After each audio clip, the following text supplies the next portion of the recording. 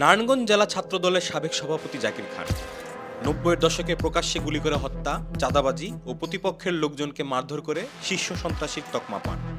এরপর ২০০৪ সালে দেশ ছেড়ে পালিয়ে যান। দীর্ঘদিন থাইল্যান্ডে পলাতক থাকার পর ২০২৩ সালে দেশে ফিরে র্যাবের হাতে আটক হন। বর্তমানে জাকির খান কারাগারে বন্দী আছেন।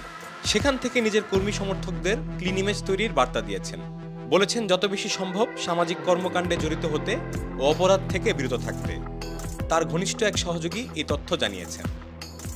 জাকির খান বিভিন্ন মামলা থেকে জামিন পেয়ে আবারও সক্রিয় হতে বিভিন্ন মহলের সাথে আলোচনার চেষ্টা করছেন বলেও তার এই সহযোগী নিশ্চিত করেছেন।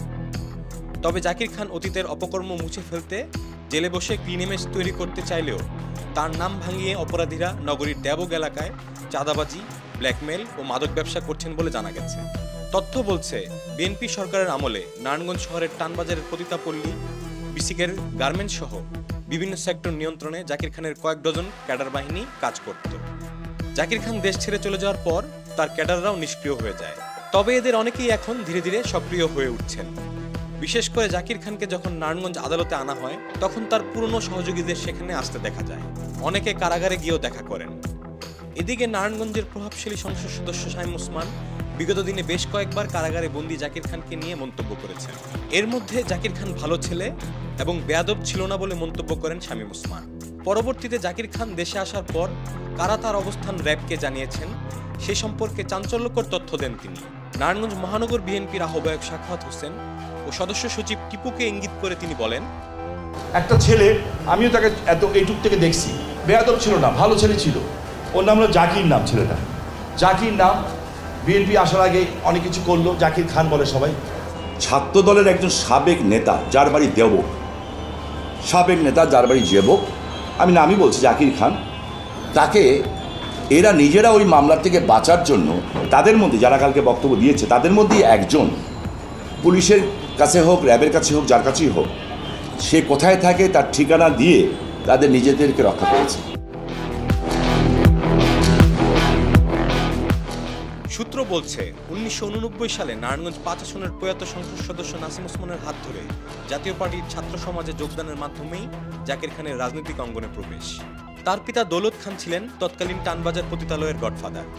১৯৯১ সালে বিএনপি ক্ষমতায় আসার পর জাকির খানের সাথে নাসিম ওসমানের বিরোধ বাঁধলে কামাল উদ্দিন মৃধার নেতৃত্বে সে ১৯৯৪ সালে বিএনপিতে যোগ দেয়। দেবগ এলাকার অপর শীর্ষ সন্ত্রাসী দয়াল মাসুদকে শহরের সোনার বাংলা মার্কেটের পেছনে প্রকাশ্যে গুলি করে হত্যা করে দুর্ধর্ষ হিসেবে শহরে পরিচিত হয়ে ওঠেন জাকির খান। ১৯৯৬ সালে বিএনপি সরকারের শেষ দিকে জাকির খান শহরের খাজা সুপার মার্কেটে হামলা ও ভাঙচুরের ঘটনায় দায়েরকৃত মামলায় ৭ বছরের সশ্রম কারাদণ্ড প্রাপ্ত হয়ে জেলে যায়। একই বছরে আওয়ামী লীগ সরকার ক্ষমতায় আসার ৭ মাসের মাথায় কাশীপুর বাংলাবাজার এলাকায় এক ঠিকাদারের কাছে চাঁদা দাবির অভিযোগে দায়েরকৃত মামলায় দ্বিতীয় দফায় জাকির খানের ৫ বছরের সশ্রম কারাদণ্ড হয় এবং জেলে যায়। ১৯৯৯ সালে স্বল্প সময়ের জন্য জেল থেকে বের হয়ে জাকির খান জেলা ছাত্র দলের সভাপতির পদটি পেয়ে যান। আওয়ামী লীগের শাসনামলের শেষ দিকে ২০০০ সালে শামীম ওসমান নারায়ণগঞ্জ থেকে টানবাজার ও নিমতলী পতিতালয় উচ্ছেদ করে। ২০০১ সালে বিএনপি ক্ষমতায় আসার পরও প্রায় ৫ মাস জেলে থাকেন জাকির খান। ওই বছরের ৯ সেপ্টেম্বর শহরের ডিআইটিতে তাকে সংবর্ধনা দেওয়া হয়, যেখানে জনতার ঢল নামে।